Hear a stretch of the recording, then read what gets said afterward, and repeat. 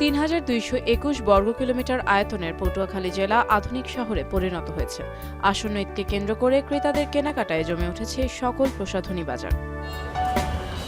পৌর শহরের new market, সদর রোড মার্কেট ও সুপার শপ সহ জেলার ৮টি উপজেলার দোকানগুলোতে বেড়েছে কেনাবেচা।